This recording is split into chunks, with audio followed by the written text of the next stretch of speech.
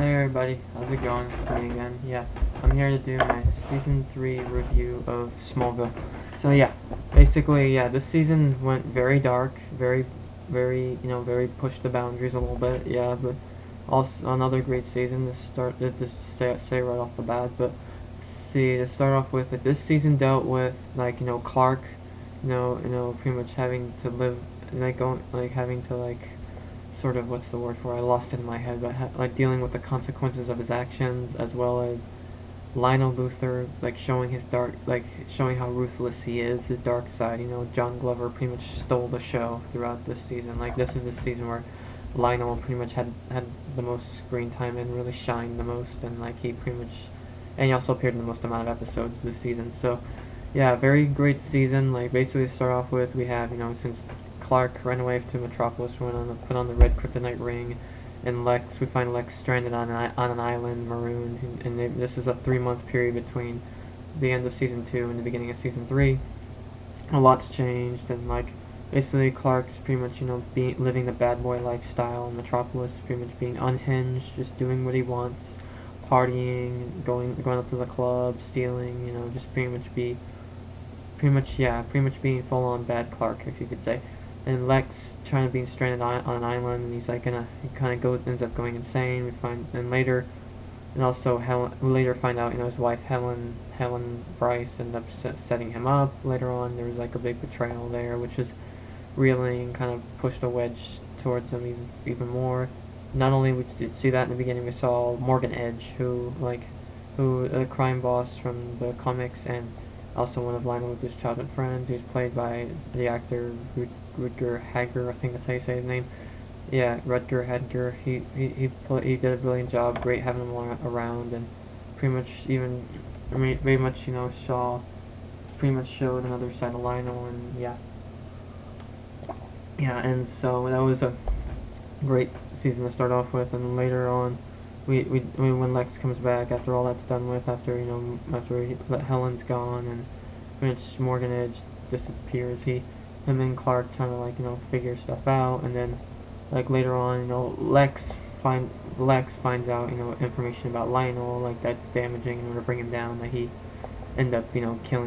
Lionel ended up killing his parents, and that's how he got higher up, and he finds evidence, and then some people get caught in the crossfire, particularly Chloe, who made a deal with Lionel and back in the last season to find out more about Clark, and she kind of went along with it in a weak moment, and now Lionel kind of has her, and everything, and now she's trying to get out from under his grip. He finally teaming up with Clark and Lex and whatnot, and then also and everything. And the episode Shattered was a great episode. Lex just went full on crazy. Everyone thought he was losing his mind, and then Morgan Edge came back, and then later towards the end, ends up getting committed by Lionel and has him go through electroshock therapy in order to forget the 6 weeks of his life where he discovered that Lionel killed his parents in order to discover his tracks. I mean, that's Big Daddy Lionel for you. He's pretty damn ruthless, and poor Lex. It's pretty sad and pretty messed up.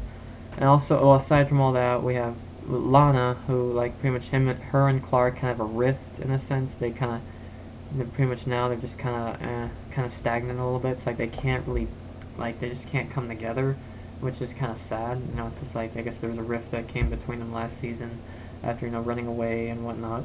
And so she starts hanging out with this new guy, Adam, and everything, which the storyline for that kind of didn't quite go as well for the producers as they hoped, because pretty much Ian Somerhalder, who played Adam, he was originally going to be a new love interest for Lana, but the chemistry between him and Kristen Crook wasn't really working that well. They just weren't clicking, so his storyline kind of had drastically changed, and it turns out he's actually dead, as in he keeps himself alive with a serum, which we find out was actually made from Clark's blood, and that he was just a pawn of Lionel in order just to find out more about Clark using Lana and everything. So they producers and show creators sort of they could have done that a little better. In a sense, Ian Somerhalder didn't quite click, click with the rest of the cast. I think, and a lot of people thought Adam Knight was really Bruce Wayne, aka Batman, because Adam West, the Dark Knight, thought he was going to be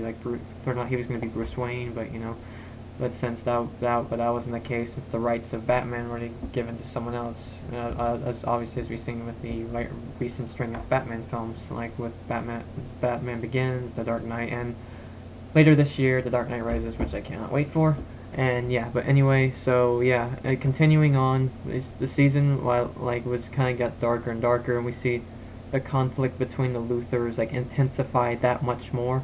We see a little more of like Lex's traumatic childhood, particularly losing his brother Julian.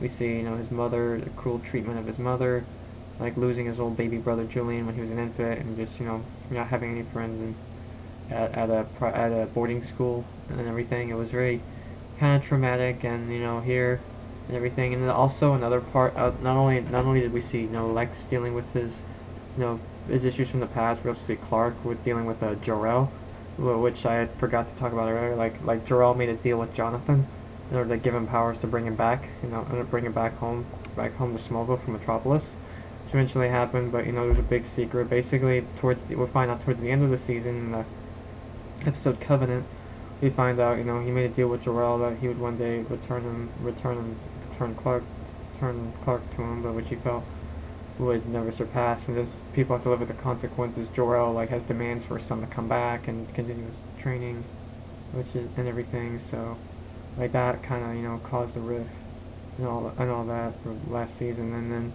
not only there's many rifts, like for Clark and Chloe kind of had a rift, but because Clark finds out Chloe's being investigated by Lionel, but she forgives him, and they kind of try and take Lionel down. And Clark and Lana still have their issues; they just can't get back. They just kind of, this is like, eh. And then let's see, Clark and Lex. I mean, they tried to have a strong friendship and everything, but later, towards the very end of the season, they have a falling out, since he discovers Lex's little room of obsession that he had about him, which and it had all these pieces. I mean, if I was Clark, I'd be pissed too. If someone I thought was my best friend was just, kind of just snooping around about me behind my back, which was a ploy caused by Lionel. Yeah, to say the least. And then Lionel then eventually Lionel was arrested by the FBI because, Lex found out information that he got from Chloe, who eventually managed to get the truth out of Lionel, literally, when she had power to pretty much make people tell the truth. So she made Lionel tell the truth that he killed his parents, which was interesting. She had managed to get evidence of that, which is interesting, and but also, which is overall, well, that's a good point of the season. Very dark, very gripping, and everything, and all that. But one thing that I felt was kind of slunk in the season was the issue of Pete.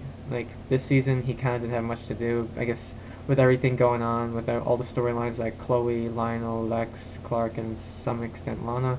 They were finding out, he was kind of a bit sacrificed a little bit. Pete, he didn't really get as much screen time as, Sam Jones III wasn't getting enough screen time, and, although they had tried to give him an episode Velocity, which was to keep Pete in the story, give him his own little episode, which had to do with, street racing. It was pretty much a knockoff of Fast and the Furious, which was more or less okay, but, some fans weren't really pleased with it, but in a sense, Sam Jones III was written out of the series, pretty much because Pete, Clark's secret was being a burden on Pete, and an FBI agent tried to get it out of him, so he moved away to Wichita, which is the real-life capital of Kansas, with his mom. So yeah, and also Martha Kent wasn't exactly used as much as, say, maybe last season, but yeah, in a sense, but mainly Jonathan kind of took over, and maybe sort of, I don't know, but she she still held her own in episodes. In the episode, although one episode, Memora, her and Clark had a moment together, mother-son moment, and we're talking about his real-life mother. His first words was Laura, which is Clark's real biological mother, in a sense, and she's saying, mother's love never dies, which is, and a beautiful song, Evanescence, My Immortal, play at the end of it. It was just beautiful. One beautiful moment, I thought was good between Clark and Martha, his mother, since, Jonathan wasn't in that episode. It was good stuff. But overall, I'd say, well, with a few exceptions, with Pete, the Adam Knight storyline, I guess, and Martha not getting used as much as she should have. I'd say, overall good season, very dark, very gripping, a very overall good season, and sort of set the stage for more towards the end, with Lionel in prison, and then lots of characters and like going like a lot some major characters fades for me unknown. Lana ends up leaving. Chloe is assumed dead, and Lex is assumed dead too, and Jor-El reclaims Clark, and he kind of and Clark disappears for a while, and Jonathan's left catatonic.